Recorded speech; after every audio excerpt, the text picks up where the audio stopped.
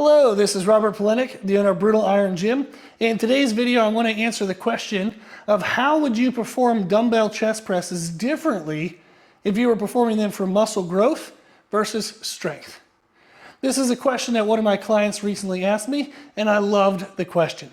The three main differences are going to be the concentric speed, the dumbbell pathway, and your upper arm angle.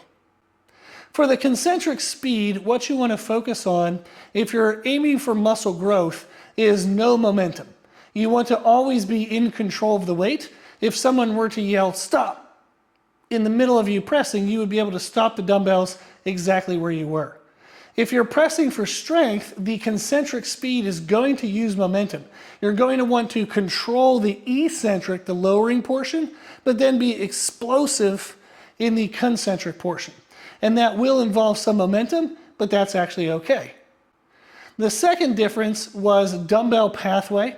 When we're pressing for muscle growth, the dumbbells are going to follow an arcing pathway, meaning the dumbbells will be wider at the bottom than they are at the top. One cue you can look for is to always maintain your forearms being perpendicular to the floor. If your forearms are perpendicular to the floor, you're always going to maximally engage your chest and take away from some of the tricep involvement, which is actually the goal if your goal is muscle growth of the chest. When you're pressing for strength, the dumbbell pathway is going to be straight up and down. You're going to start with the dumbbells close to your chest.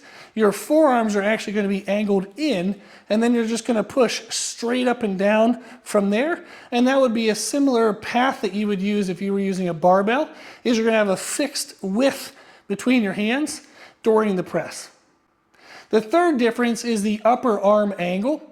When we're pressing for muscle growth, we want an upper arm angle that isn't too low, that the triceps start to help too much, or too high in that the front shoulder helps too much. So we want to find a sweet spot where the elbows are down a little bit from 90 degrees, but it isolates out the chest away from the triceps and away from the shoulders. If you're pressing for strength, we're going to have our elbows a little bit lower, and we're going to look for a blend of chest and triceps, so that way you can have the maximal muscle recruitment to move the most amount of weight. So those are the three main differences when you're pressing for muscle growth versus strength. You can give those a try in your next workout so that way you can feel the difference between the two. If you have any more questions, check out our free daily podcast. We have over 2,000 episodes that cover nutrition, training, and mindset, and we answer anyone's questions totally for free in a podcast.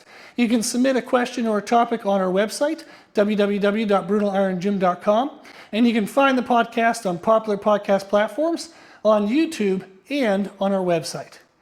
Hopefully these tips are helpful, and thank you for watching.